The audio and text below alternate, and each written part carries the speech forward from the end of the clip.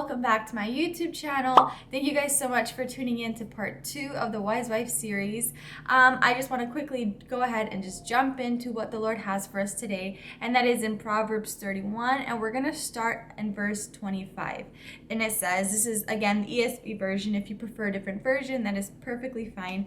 It says, strength and dignity are her clothing, and she laughs at the time to come. So if you go anywhere shopping, you know, at Marshall's, you see this on the cup, or you see this on like a t-shirt, and it sounds really nice that strength and dignity are her clothing and she laughs at the time to come. But when we actually sit and think about it, to be in a day like today where everything is just chaotic, everything is confusing, you hear one thing from this person and then you hear this, and you hear of all these things that are to come, all these different things that are going to be happening, and to sit and laugh and to almost have joy, it sounds weird. So I thought about this. I said, how can she have joy? How can she laugh at the time to come? But it proves that the Proverbs 31 woman did not fear of the future, but rather she looked at it with joy. And the first point that I wrote down was that she has an eternal perspective, and she knows that she has an eternal reward. So she knows that her treasures are not on this earth. So no matter what's happening around you, what's happening with your job, what's happening with just things around you, that there's not fear in you, because you know that your eternal reward is in heaven. You know that your eternal perspective. So you put on your eternal lens, and you look at this world and you realize, okay, this is not my home. My home is in heaven. And every day I'm trying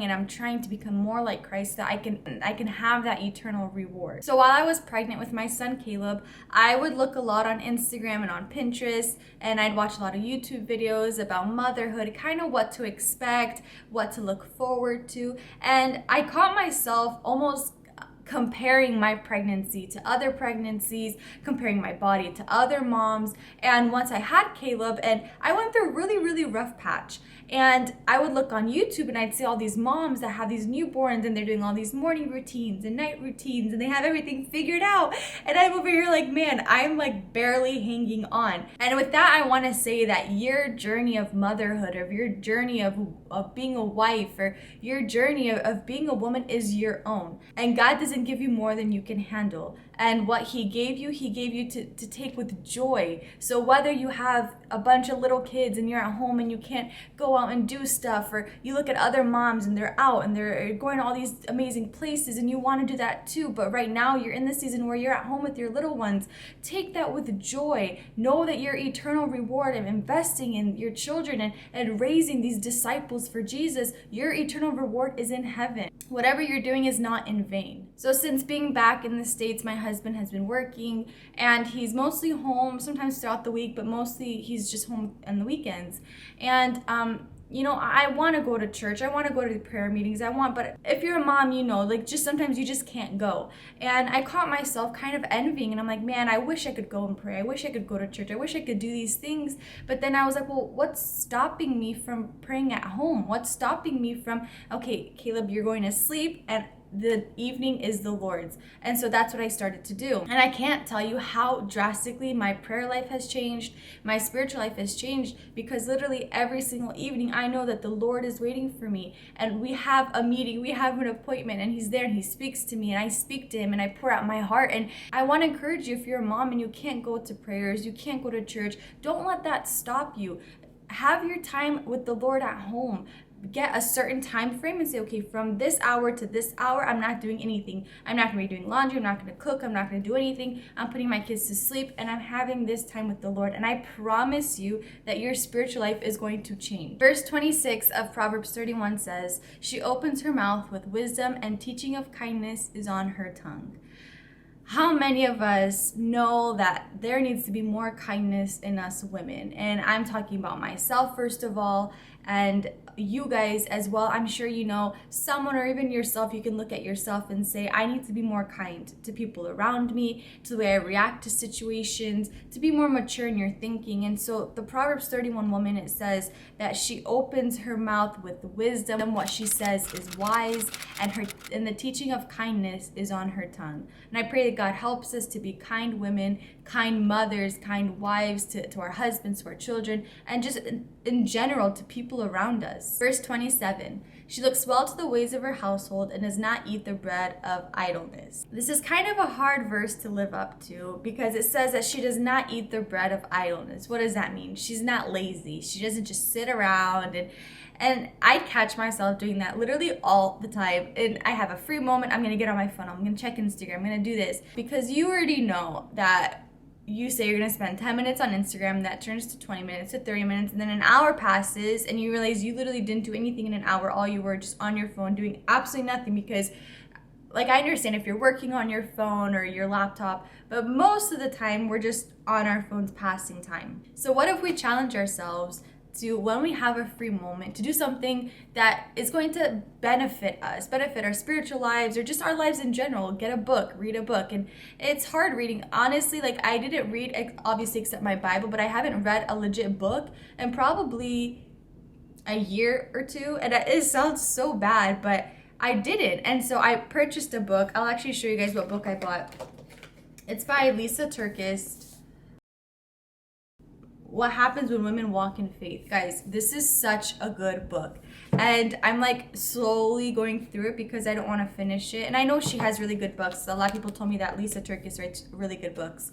But I'm like slowly going through it because it is eye-opening to read books. It'll help our journey as wives, as mothers, as women, as people in society. It'll help us read books or do something that you know is edifying to you personally, to your spiritual life, to your mental health. Do something that you know is going to help you. If you know scrolling on Instagram or on Facebook or YouTube, if you know that just damages you, then don't do it. Say no. Say, I'm not going to get on Instagram, that I know I'm going to compare myself. I'm not going to do it. So I'm going to do something else that I know is going to help me and benefit me. Verse 28 says, her children rise up and call her blessed. Her husband also, and he praises her. Verse 29, many women have done excellently, but you surpassed them all. Guys, I think that is such a beautiful verse.